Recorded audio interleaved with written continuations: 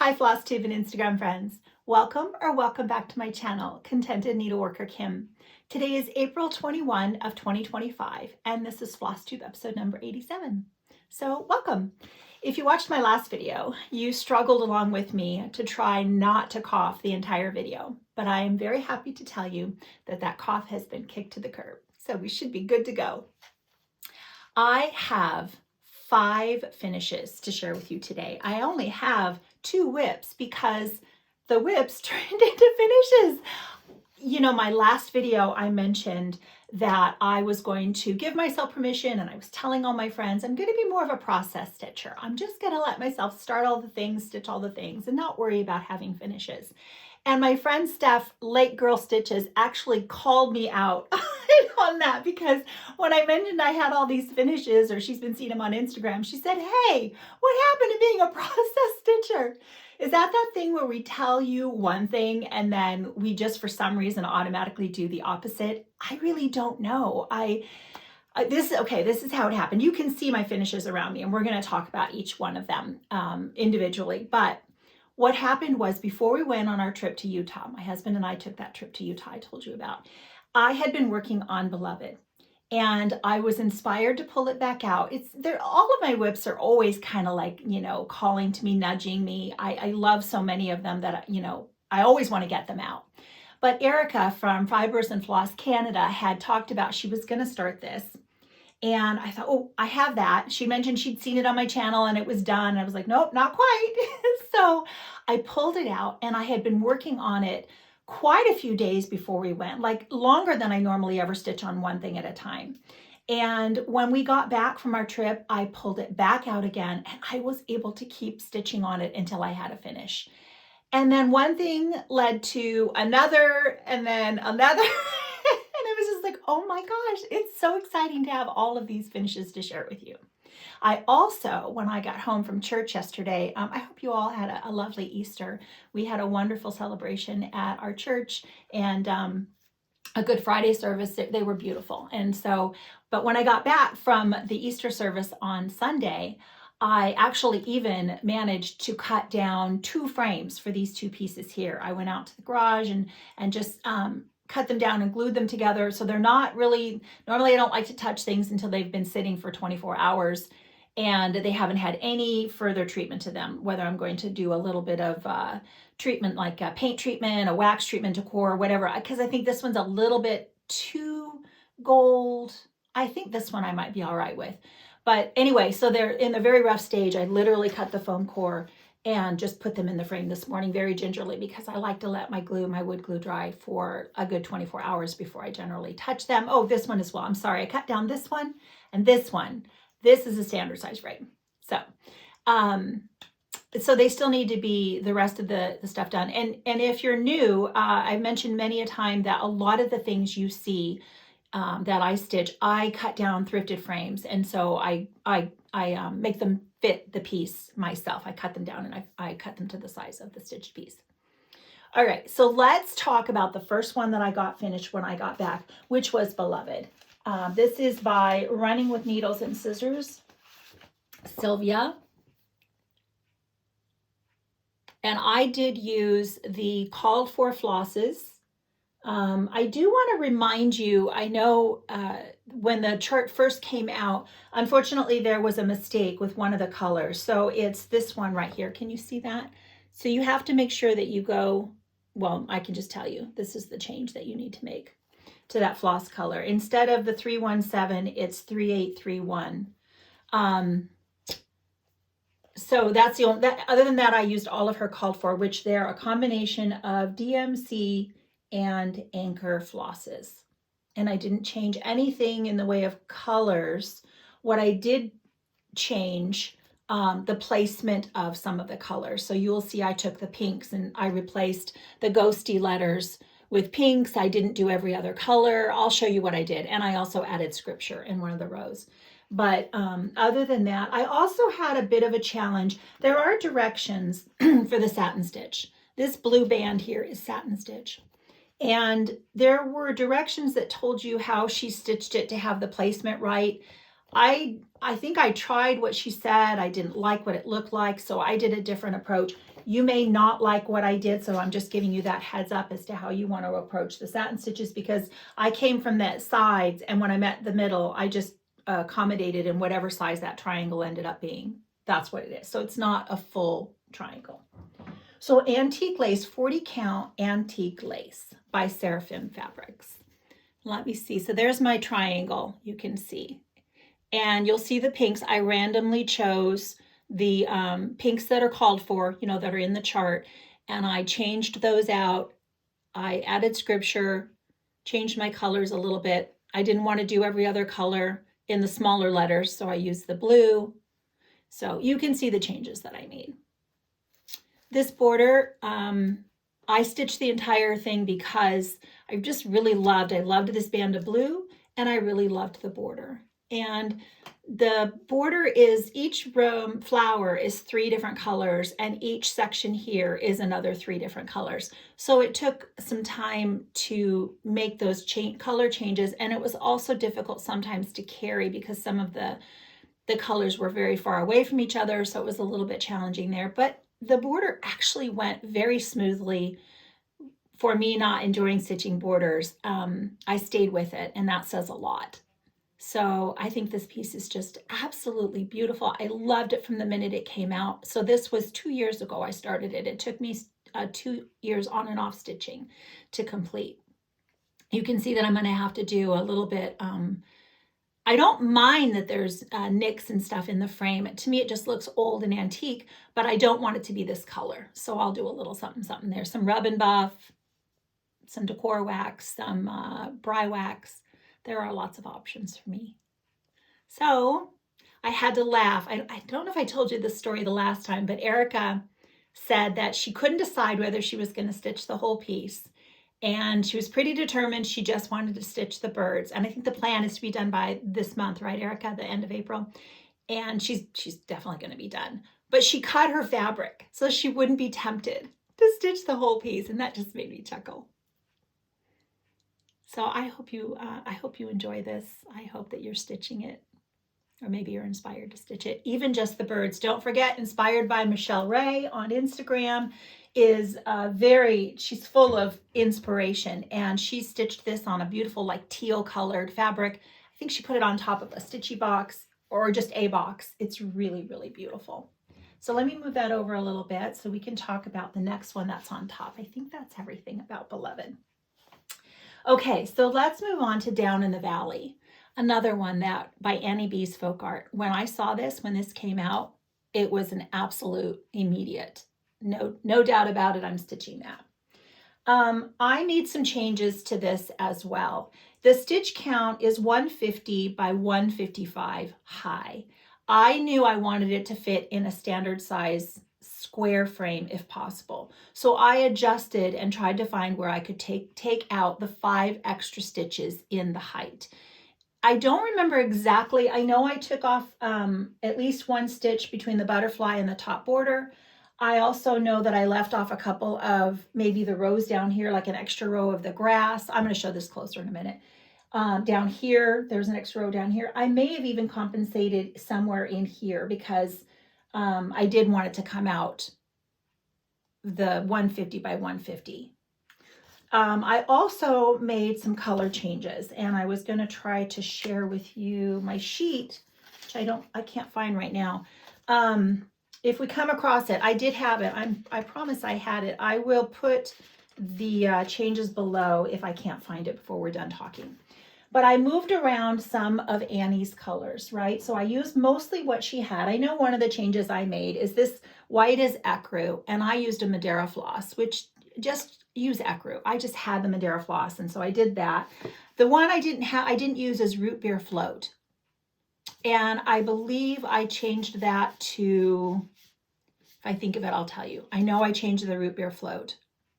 I also did not want some of the brown, which is dirt road, for some of the leaves up here. It called for dirt road. And I made a change to, I added endive or endive by weeks. I put the green leaves instead of any of the dirt road leaves.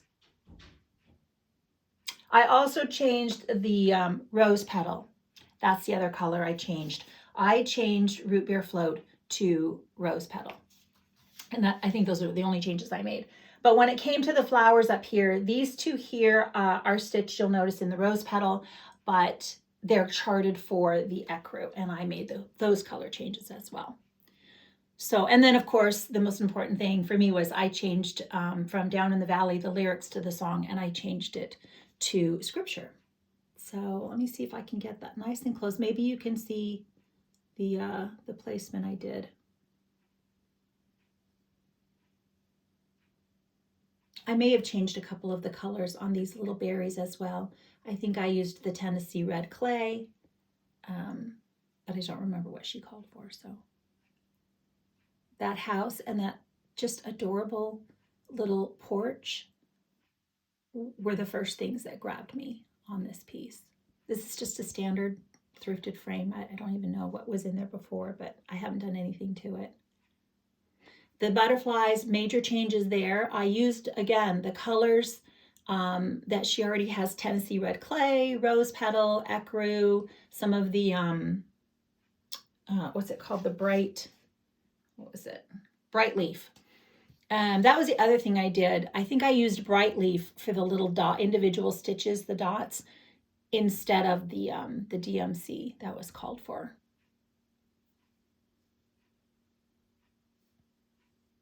And I stitched this on Mozart, 40 count Mozart by Color and Cotton. No, this is Sleeping Bear, 40 count Sleeping Bear by Needle and Flax. It's a beautiful, beautiful brown pink undertone fabric. And it's one of my favorites. I really love it. Let's see if I can get this back here carefully. All right, so I think that's everything about Down in the Valley. This next one I will share with you is Thy Love More Strong by Blackbird Designs. Started this with my friend Renee. I'm sorry if there was anyone else we started this with that I'm not remembering, but I know Renee and I started this together, and she has already finished hers. It's beautiful. She made the change. Check her out on Instagram at PrairieStitcher515. And she charted it to say Thy Love More Strong up here. She personalized it with her husband's name, as well as I think you put your children's name and her initials. It's a beautiful finish. So Thy Love More Strong by Blackbird Designs. And I made so many changes in this, it would be really difficult for me to tell you where they all are. I'm going to show you a card. As I went along, I did try to keep count of a few things, but I used a lot of the silks from my stash. So as I went, I literally just pulled colors and stitched. I'm hoping that some of the notes I made here are even accurate as to what I ended up doing. I don't know, there's a few here as well. So I will do that a lot because I have a lot of Belle Swan Gloriana that I have collected. I've also been gifted for a birthday or Christmas present. You know, a friend of mine gifted me a lot of silks, or she actually didn't like stitching with them and gave me what she had. So I have a large collection of those because of those things. And I love them. I love stitching with them. I love the colors. And so you will see me use them as much as I possibly can. And the pinks and the blues are the colors that appeal to me instead of the Schnecklies and the dirt roads. And so I just really changed everything as I went along, pulling from my stash. You'll notice I was going to chart Thy Love More Strong, just like Renee did. But when I got to this point, I felt I really liked the balance of it having just end there. So I just decided I was going to be happy with that. This is Schoolhouse Red. I remember that. I don't remember if it's the cotton overdyed or the silk though. Now this is the Mozart, 40 count Mozart by Color and Cotton. I took my initial from, there's that, it's an alphabet book that's very difficult. I meant to bring it in to show you. I've shared with you before, but alphabet books are really helpful, or other samplers that you have with alphabets. I know, is it Nicola? Nicola from Hands Across the Sea Samplers. She just showed, when she shared the Queen of the May recently. She also showed a couple of samplers that she purchased. And did you see the one with the diagonal alphabet? I was like, oh my gosh. And it's a beautiful sampler with all, I really was tempted because of just the fact that it had such beautiful letters on there. I don't enjoy stitching letters, so I kept telling myself, no. But things like that are a very good resource for getting letters from. So this is totally, I stole this frame. I would pull it out and show you what's behind here, but I was walking around and looking for something that might fit, and this actually was on my wall with something else is behind here, and I just kind of I put my sampler over top of it, the other sampler, just to be able to share it with you today. So that needs to get a frame. I need to go cut down another frame for that one. Okay, let me see. I don't want you to see the white back there. Let's see if we can we turn it a little bit? Does that work? All right. Okay. Then let's see who's next. Oh yes, here's my Down in the Valley. And I'm so glad I found it because it's not rose petal, it's faded rose. Faded rose. I thought I used rose petal on here as well. Oh, that's because it's called for. That's why. All right, so I'm so sorry. I hope you're still here. It's faded rose instead of the root beer float. Okay. I knew I had my thing somewhere. So let's see who we will talk about next. Let's do my, this was a release from Market from this year. And I started this again with my friend Renee, Prairie Stitcher 515. She was not happy with her initial choice, so she had to restart it. I do not even know what happened with this. I think I stitched this in 4 stitchy days. I don't know how many hours it was, but I didn't pull anything else. I started it and I finished it. That never happens. So yay. I used Desert Rose by Gloriana. It calls for flamingo, which I think I've heard is very, very difficult to find right now. My friend Karen Lynch, she was saying, I can't find flamingo anywhere, and she really wants to use it. I pulled from my stash and I really liked the Desert Rose. I am using a 40 count linen called Sailing, and it is by my friend Phoebe of Moonshine Stitchery. You can find her, she has a floss tube, so she talks all about her linen that she has available in her shop, and you can find her there. She also does nail polish, but she started dyeing linen, and this is a beautiful pink, just a pastel-y light. It's just the perfect combination with the Desert Rose and sailing, like sailing on the ocean. So you will notice lots of, did you notice there was so much border stitching happening here? I did make a bit of an adjustment to the top border. It's a little more involved, a few more rows thickness, I think. And I was like, oh no, I don't think that's necessary. This is a time-consuming border to stitch for me, but it's not a very big sampler. So it's not like, it took very long. I did make, let's see, it's 158 by 124. And it finished up at, what is this, 7 by 6? I think it was 7.5 maybe by 6. So this is another frame. This is like an 8 by 10 frame. I cut this down, and I'll just have to make a bit of adjustments with some putty to the corners and touch it up a bit. But I really liked, I had a different frame picked out. I was going to have to paint it. I liked the color of this, and I think the style suits it well. So this was going to mean that I had the right color a lot easier. Oh, I made the change again from the name of the woman, the girl that stitched this, Marie Valet. Oh, that's the card. And I didn't put the alphabet. I think I did everything else, but I just used the open hearts here from, oh, it's off, you can't see it, from Entwined Hearts by the Scarlet House. I'm going to get the card for Phoebe to show you really quickly. Moonshine Stitchery. And there's the color of the, is that right side up? Yes. So I used the letters again from that alphabet book. So I was very happy with, put my husband's initial A for Alan and K for Kim. I think that's all I did. Everything else is charted. It's just beautiful. Just a beautiful design and not very large. So a nice little sampler. Okay, let's put this back. Now, who do we have next? We have a bird. Yay! There are a lot of changes I made to this because it's DMC. And I just didn't have the called for DMCs, and so I just made some substitutions. So I'll share those with you. This is my friend Kenzie, Mud Puppy Stitchery. And I was just watching, Welcome Stitchery has a new video out, and I was just watching it this morning while I was getting ready to make my video.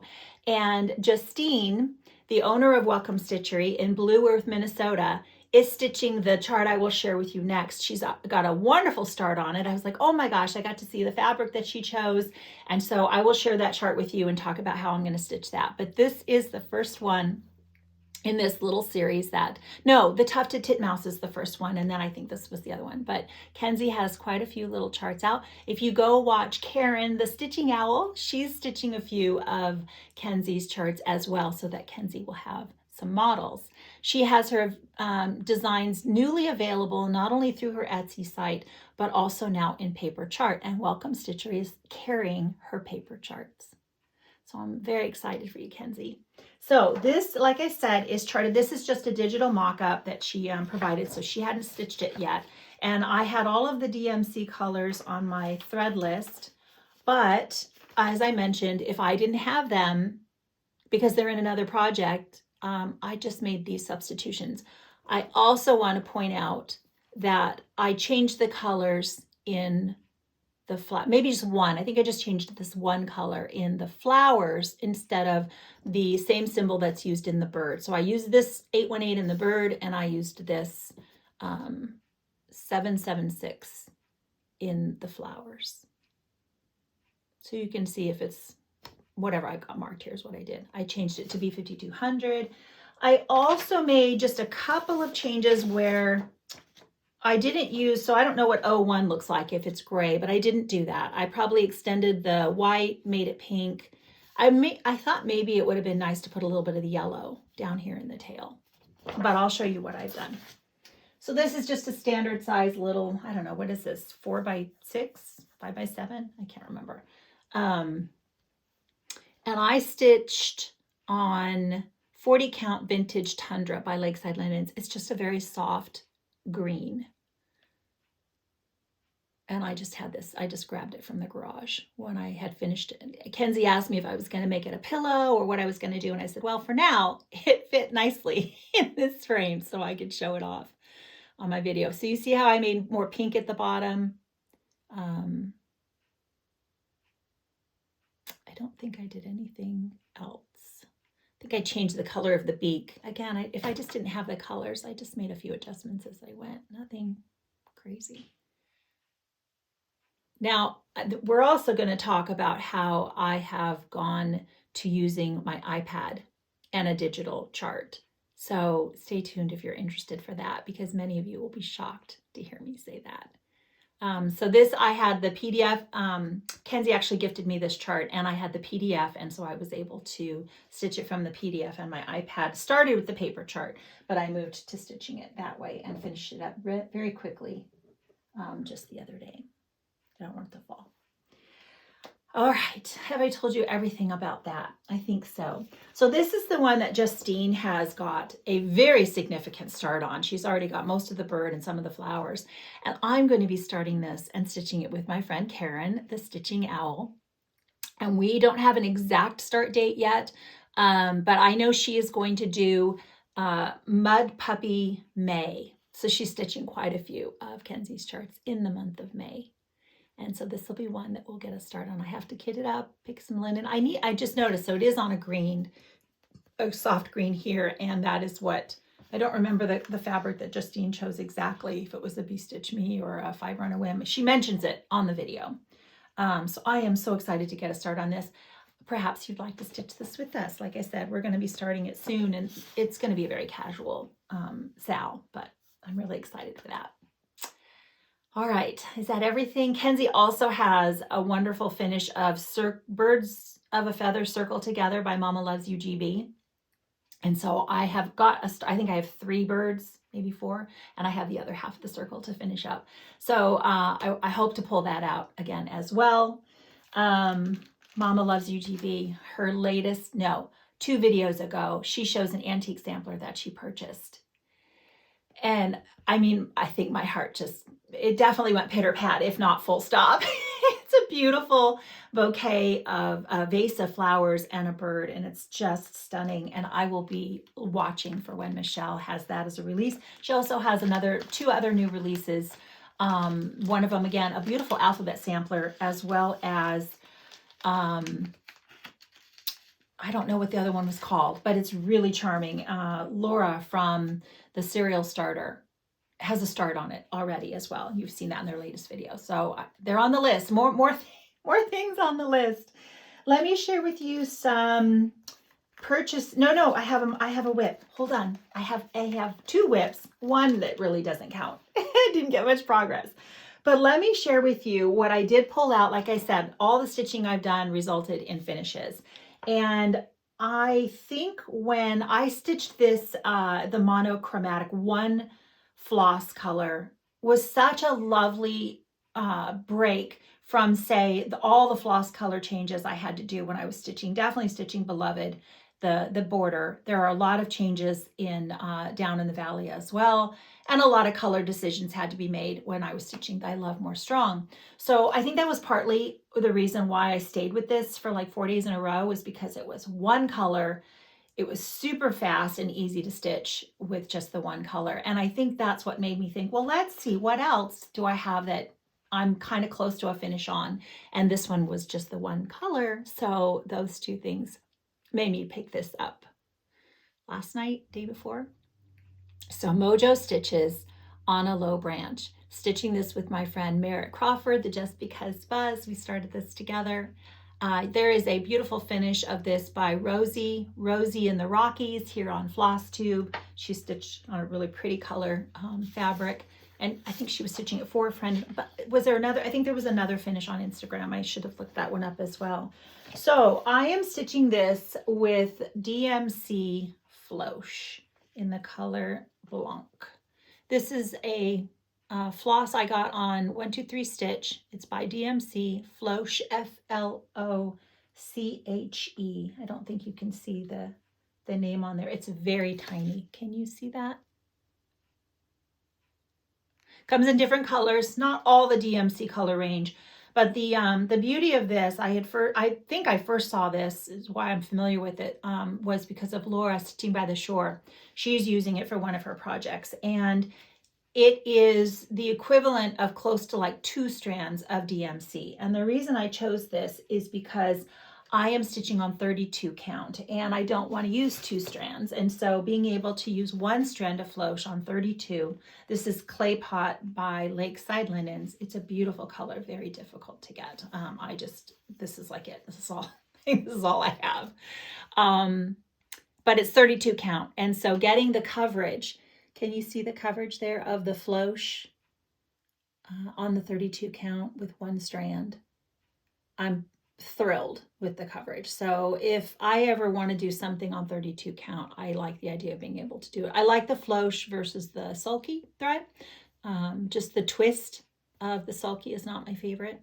You will see, I mention this frequently, but in case you're new, I attach an extra piece of, this is like just a bed sheet, just scrap piece of fabric. I always attach an extra piece when I need to have it fit in my Q-snap, and I want to save on the linen. I didn't want to allow a lot of extra linen, like 3 inches, to be able to go over my Q-snap and snap it, and I don't like to snap over my stitching. So I attach extra pieces of fabric that help me put it into the Q-snap.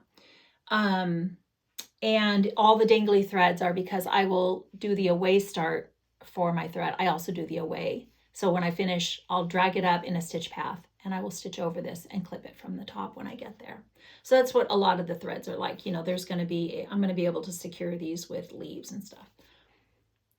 So I think I've shared everything about this, but this is definitely one that I have been stitching on the last couple of days with my iPad. And like I said, we're going to talk about that in a minute. So let me, while I'm sharing with you, this is, like I said, Mojo Stitches. I love that Joanna does bird charts frequently. I have stitched bird charts from her, and that's why I pulled to share you. Among the Roses up there on the top is by Joanna, as well as Rosella Rests is another bird from Joanna, and I just love them. I was looking to see, this is Needle Made Designs, and it's called Blackwater Blooms. I did not stitch it in black, but typically you would, the cover is in black. And another one I pulled down to share that I don't usually have hanging here is because Karen from Fox and Rabbit has a birthday coming up. And so if you're interested in joining her sal for her birthday, it is a chart by Kansas City Girl in a Colorado world. And that's going to be a sal starting up pretty quickly. But this is by Fox and Rabbit, and it's called Ellen Turner, I think. Might be Mary Turner. Because I changed it, I don't have the name up there anymore. And then, of course, I guess while we're here, I'll share with you, this is Martha Walmsley by Hands Across the Sea Samplers. The other ones you've seen, the Needlework Press, Phoebe J. Mead. I've talked about, this is Needlework, by the Heart Needlework. Oh, I know, Wendy, from the Heart Needle Art. That's what it is, by Wendy. And of course, a little peek of my Louisa Barney over there by Reflet de Soie. Okay, so while I have it here, I might as well share with you my last little tiny bit of progress. This is a stitch. Primrose Cottage is one of the earlier Animal Crackers by Stacey Nash, and I just take it. It's gone so many places with me now because it's a travel stitch that I just put in. I don't typically stitch in a hoop. I put this in my table stand, and anywhere I go, I just add a few more rows. It is not it's not, you know, fun, pretty colors. And so I love the finish and I want the finish, but it's not something I'm going to pull out other than just when I'm remote stitching. At least, who knows, maybe I'll pull it out and just pull for a finish, but she needs a head. She needs a head, right, Donata? She needs a head. Okay, or Delnora, Donata. Oh my gosh, I knew it was wrong. Delnora. I'm sorry, friend.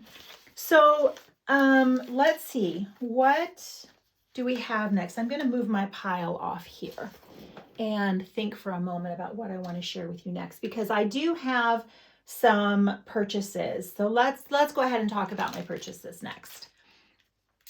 I'll have to check my notes to make sure I'm not forgetting anything. Oh, another real quick aside is my friend Vashti made a Flosstube video, the cute olive. I think that's the name of the Flosstubes. So I'll link her below. But yay, Vashti, it was fantastic. I hope that you've already seen her video. But let me share with you a couple of purchases that I got, because we're going to be coming up where I'm going to be celebrating the month of May with a lot of market stitches. So my friend Jem, Stitch and Jem, has the idea of the hashtag Market Mania. And so let me share with you some of the things that came out that I purchased from Market, and I'm going to hopefully incorporate these into some starts coming up in May.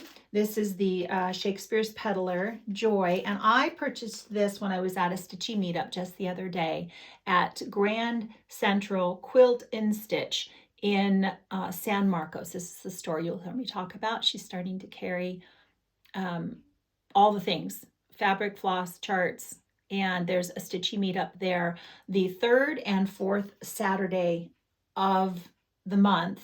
I think there may be other days, but call the store if you want more details about that.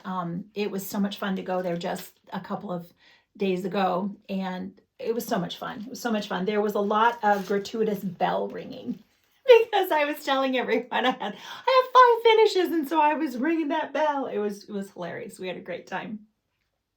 Okay, then, I had to tell you about our trip to Utah. Let me tell you, I got to go to Shepherd's Bush, and I'm going to share with you, before I tell you about the story, let me share with you the charts that I got while I was at Shepherd's Bush.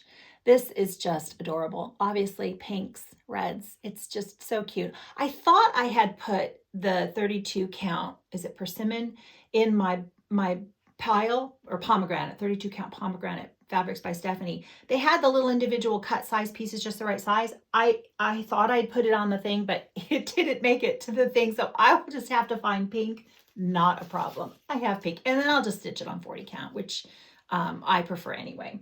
Then they also I had saved some of my Market purchases for when I went to the store. So Elizabeth Cheven's 1869 And this is, again, you can see Fox and Rabbit. This is another one that I loved, and I'm very excited. This, I think, was Jem's favorite market release. So I'm really excited to get a start on this. I purchased some flosses while I was there as well. So I purchased some flosses for this one and Ladybug Picnic. Did I mention that was by Hands On Design? And she has some Gloriana. So I was able to get a couple of Gloriana colors that I was looking for.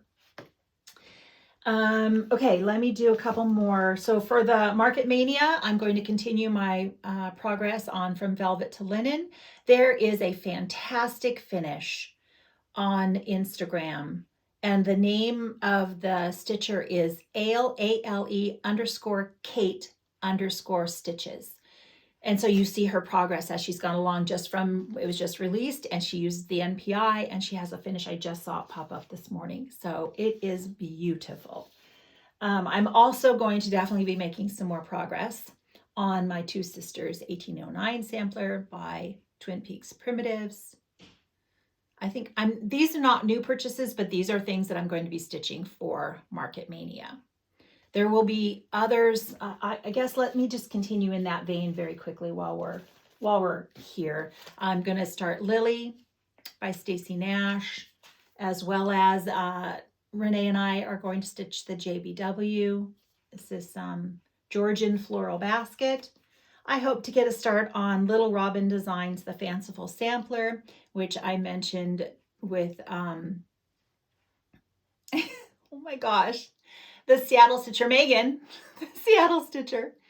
I mentioned to her, and I think she's game for that, but there's a lot of traveling going on for Megan right now. So that will hopefully be a start. And then I'm going to pull out some of my prior market stitches, which I know this is Jem's favorite from a prior market, Ellen Carr by Needlework Press.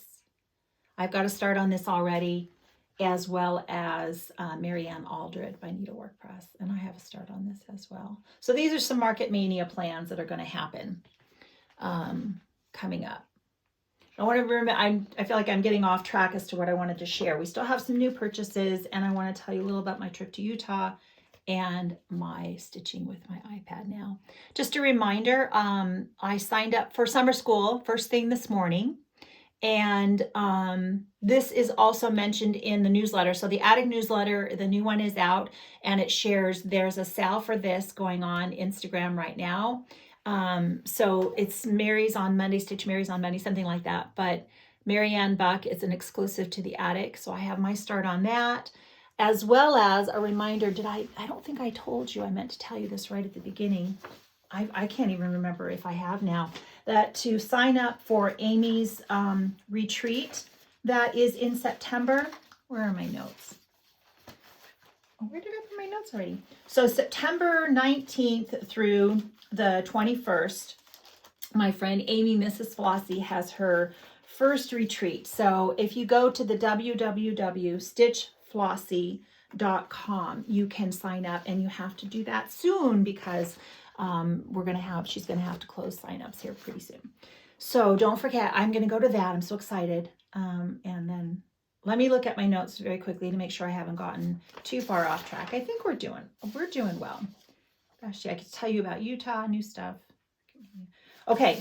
I also don't want to forget to tell you, so just this morning, before I sat down, I saw it pop up. My friend Hanneke, who is a Dutch stitcher here on Flosstube. She has a new series that she's doing, which is a podcast, like Stitchy Chat. And she had Somi Sarah do her very first podcast recently. And then she asked me to do one. And I was like, oh, that sounds super far out of my comfort zone. I was very nervous to do it, but also very excited to do it. Excited that she asked me. And as Sarah has said, being a part of this community, and you guys are all just friends, and we love to support each other. And so I did it. It was so much fun. I'm sure it's fine. I was like, oh, please tell me I didn't talk too fast, too loud. I don't know, all the things. I get so excited. I get carried away. But I hope that I'll link it below. So I hope that you'll obviously be watching a Dutch stitcher because she stitches a variety of things and they're just beautiful. She has a current project where there is a portion, like an armrest of a couch that she got permission to, it's tapestry, and she got permission to reproduce it. So she took pictures and she's charting it and stitching it and making wonderful progress. And it's just beautiful. So along with all of her other things, but thank you so much. Thank you so much for inviting me. I really had a lot of fun doing it. Okay, so then I also have some new things to share with you that I purchased. This is from Girl with a Gavel Stitches. And again, I saw this. I might have shared this with you last time. I don't know if I did or not, but this came out again on Instagram, and I think Krista shared it with me, and I absolutely gasped yet again because this is just right up my alley. My friend Steph, Lake Girl Stitches, already has a start. I am not sure exactly what I'm stitching. I think I did share this with you last time, but it bears sharing yet again. So this is one I need to get kitted up. That's the only thing preventing me from starting it, is that I still have to kit it up. And then I got a message on Instagram from a new designer. So this is her first release from my understanding. Katarina, her Instagram is Katarina Stitch. And you find her on Etsy at Antique Thread US. And she asked if I would like to stitch this. She gifted this to me.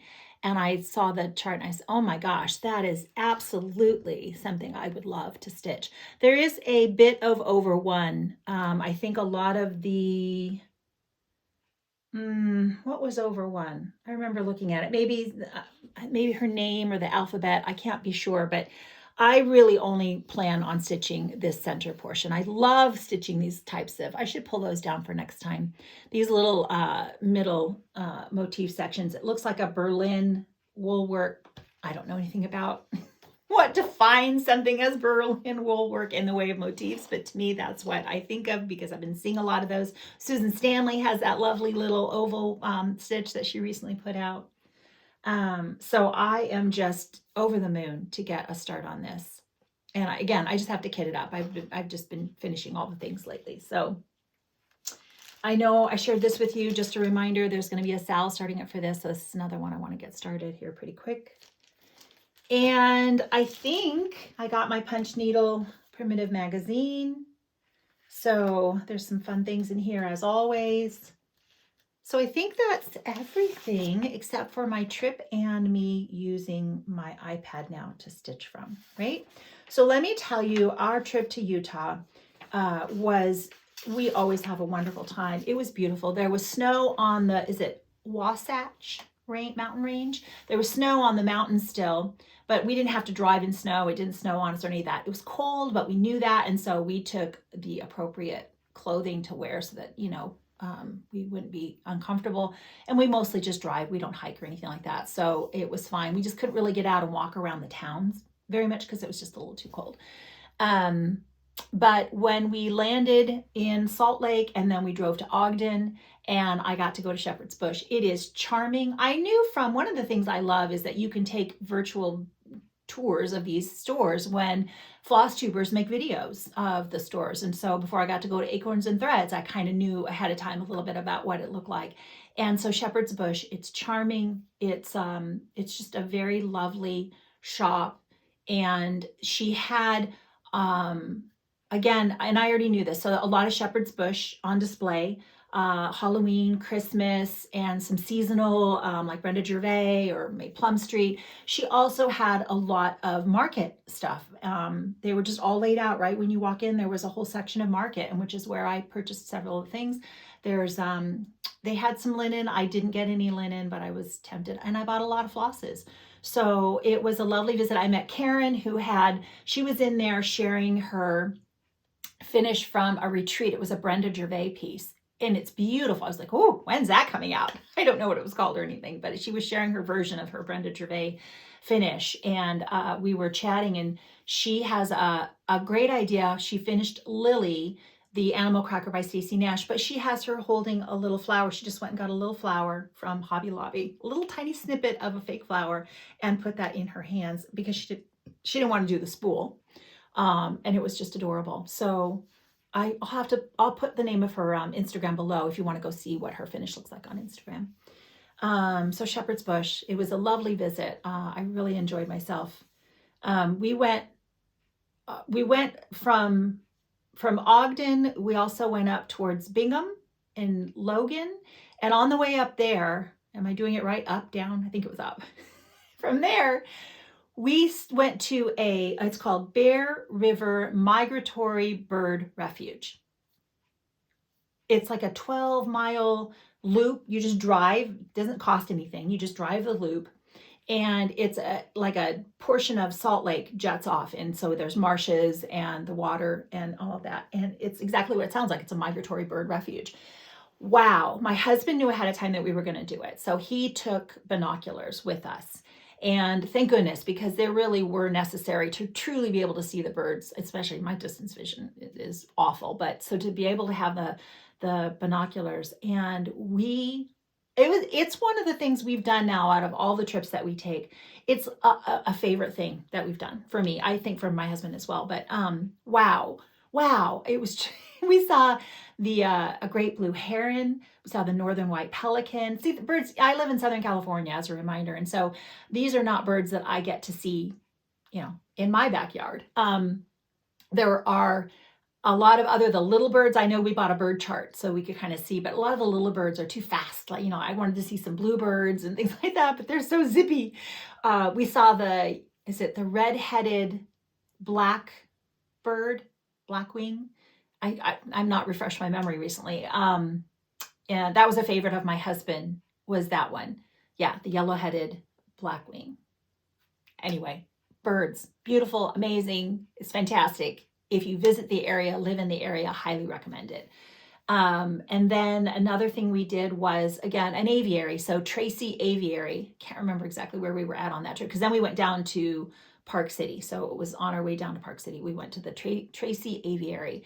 And it was just a lovely, just a little stroll, the different setups that they had for all the different birds, as well as the best bird show I've ever seen. It was fantastic. The birds were super close, and we got to see, it was just a lot of fun. So if you're in the area, what else? We had a great time. Lots of fun food. Weather, like I said, it didn't snow on us, so we were good and had a great trip. Yeah, I think those are the highlights of Utah. All right, so then let me tell you about stitching with my iPad. As I've mentioned, many of you will be shocked, because I am your poster girl for paper charts. I've only ever stitched with a paper chart. I love my paper charts. I only would have been happy just to stay with paper chart stitching if you'd asked me. And the reason I didn't want to go to my iPad, it's not that I hadn't been exposed to it or seen my friends use it, but for me, the biggest challenge was I literally needed my chart. Like, here's my stitching in my Q-snap. And then my chart is I use a needle minder to put the portion of the chart that I'm stitching on, like right above. So I literally have like 1 inch to 2 inches where I have to look at the chart to look at my stitching. That's how I position my chart.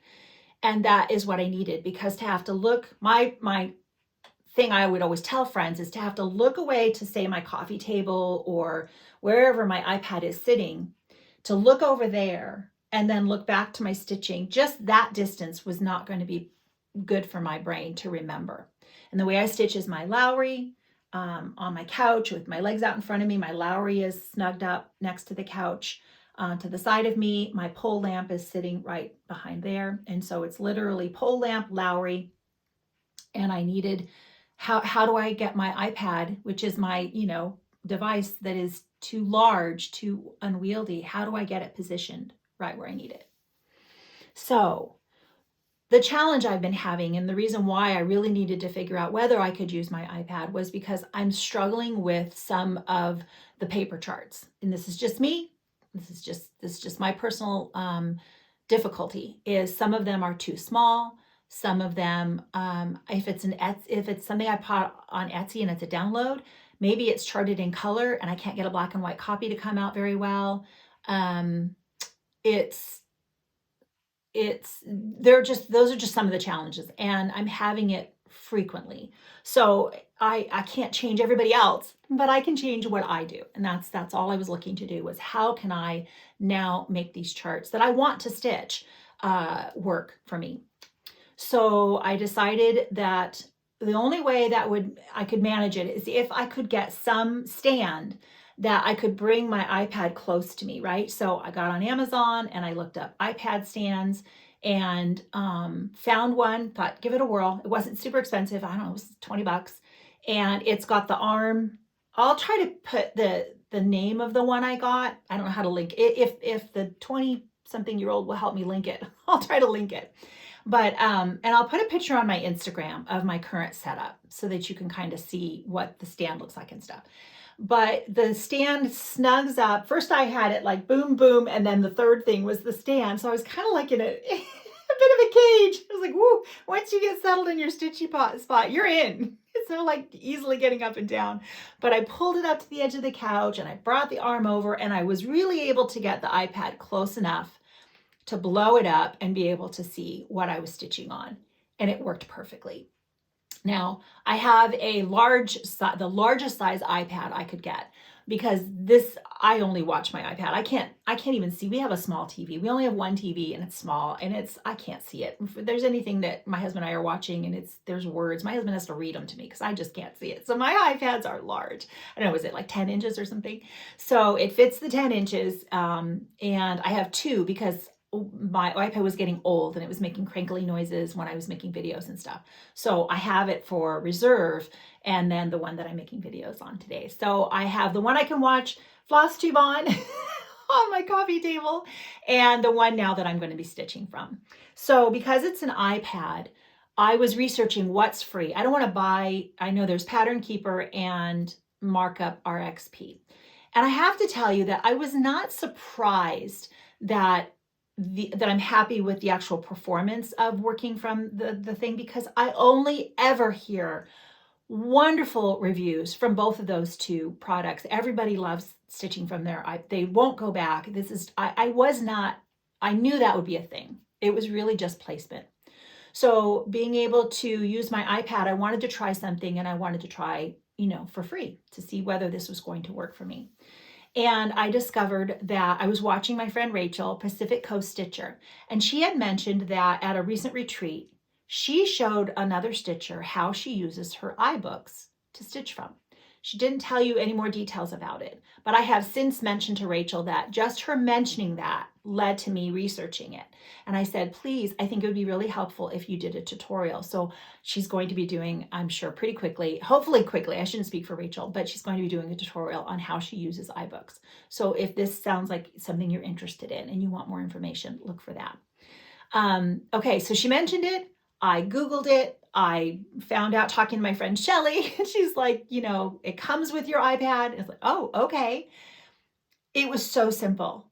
It was so simple. So you can either upload your download, from Etsy, an Etsy purchase. You can put that into your iBooks. One of the things I'm going to have to do, because I often change charts, so this is how I'm going to use it. This is what will work for me the majority of the time. I will take a picture of whatever it is that I'm stitching, that I want to be stitching. If I've had to make adjustments, I especially need to do this. Or if I wanted to tape together page breaks or whatever it is, I take a picture with my iPad and then I poke on the picture and it tells me I can upload it somewhere. And I upload it to my iBooks and it comes up in iBooks. And then you can learn very quickly how you use that editing thing where it has the markers, where you can pick the highlighter that you want to use and you just draw. You can use a stylus, but I literally just use my finger, and you can mark it off and it's there. And so you can move it around. And that was a very easy thing to learn how to do as well. I was looking up on different floss tubes, and one came up by Stacy, the 911 stitcher, and she was using Goodreads or Goodreader, whatever it is. And she showed really quickly how she used that particular program. But like I said, I'm sure Rachel's going to show us how. So that's it. I've been doing that. And then I ended up moving the stand. Now that it works, I ended up moving the stand to the back side of the couch, which is like against the wall. to the outside, so it's not out in the middle of the room or anything. And so that's snugged up on this side, and my iPad, I can just pull it down and get it nice, and it's a little bit of a diagonal, but if I put it in the bottom corner and I expand it, I'm literally just doing that. I'm stitching and I can look over and see it, and it is working. It's fantastic. So now I will love stitching from my iPad and using iBooks. I may end up trying to get something like the Markup RXP, because I think that's for my operating system versus Pattern Keeper is if you have Android. But I don't know that I'm going to run to do that, because typically, like I said, if I'm just stitching from something I've changed, I'm only stitching portions of it, I will have to actually take pictures of what I'm stitching anyway and upload it that way. I hope that made sense. Okay. Yeah, I've converted. I'm a convert. I definitely recommend that you try it. It's going to work out really well for me. And I guess stay tuned as if I encounter. Oh, the other thing I had to do was I also had to Google how to lock the image, because when you flip your iPad, the image flips with you. And when I stitch upside down, I need to flip the chart upside down. So I needed the image to stay static. And so I literally just Googled that as well. How do I stop my iPad from rotating the picture? And it was super easy. Go to settings and just follow the thing. So I did do that. I've already had to swivel it and stitch upside down. It works just the same. So that was great. Okay, have I forgotten anything? I don't think so. I think that is all the fun stuff I had to share with you. What I might do is as I figure out I don't know that I'm going to have a better plan for Market Mania, honestly, because I just, I still want to stitch what I want to stitch on. And I've shared with you some of the options. I do want to start the new releases. I do want to join in with Gem. I think that's going to be a lot of fun. But other than that, there may also be other things that will obviously still get incorporated. My best friend from forever is coming. Today is Monday, and she is coming for a visit on Thursday. I'm so excited. She just lives in Fresno, which is like 5.5 hours north of me, but it's far enough. I just don't get to see her. So she's coming, and we're going to have a wonderful visit. So I will be busy. I don't know how much stitching I'll be doing in that time, but get ready, because after that, we'll be getting close to May by then. I'm hoping to start all the things. Oh gosh, I think that's everything. Thank you so much for coming back to visit with me. My husband is now going to share scripture, and as always, we hope that you will stay, but that is all the stitching, and I will just look forward to seeing you soon. Take care, everyone. Welcome back. Thank you again for sticking around and allowing me to share some scripture with you today. Yesterday was Easter Sunday, arguably the most important day on the Christian calendar, as we celebrate the resurrection of Jesus Christ. I wanted to share 4 scriptures with you, just briefly speaking about why it is that the resurrection of Jesus Christ is so important to our faith. The birth of Jesus Christ, the miracle of the birth of, coming through the Virgin Mary, and his death on the cross are so important. But without the resurrection, Christianity is vain. And I wanted to share 4 scriptures with you today. The first is 1 Corinthians chapter 15, verses 13 and 14. Says, "But if there is no resurrection of the dead, not even Christ has been raised. And if Christ has not been raised, then our preaching is in vain. Your faith also is in vain." And the question is, why would our faith be in vain? Well, you go down a couple of verses down in 1 Corinthians, verses 16 and 17 of chapter 15. It says, "For if the dead are not raised, not even Christ has been raised. And if Christ has not been raised, your faith is worthless. You are still in your sins." And there's the answer. Without a resurrected Christ, Paul tells us that we have no forgiveness of our sins. And if we have no forgiveness of sins, we have no Savior. And that's really the message of Easter. I also wanted to share a couple more verses. John chapter 11, verse 25. This is Jesus speaking. This was to Martha after her brother Lazarus had died. Jesus said to her, I am the resurrection and the life. He who believes in me will live even if he dies, and everyone who lives and believes in me will never die.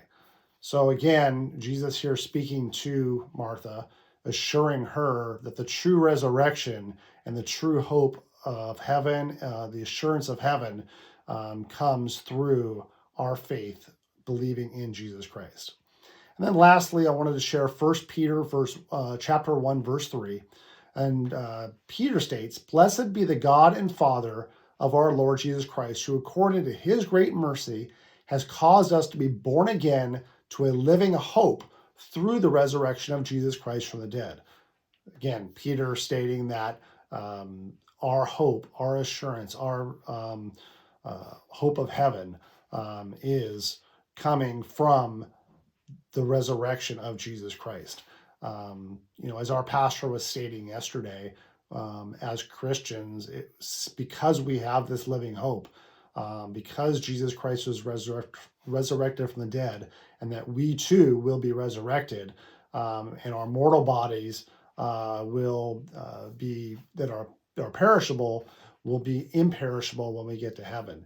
And, we don't have to fear death. We don't have to fear anything going on in this world today because we have that living hope. I pray that these verses bless you. This is just a small sampling. I'm sure many of you who went to church yesterday heard the different messages and the different gospels. I know Kim and I were very blessed to be part of a church that did, preach the gospel. And just again, we're very blessed to be able to share these with you. God bless you all.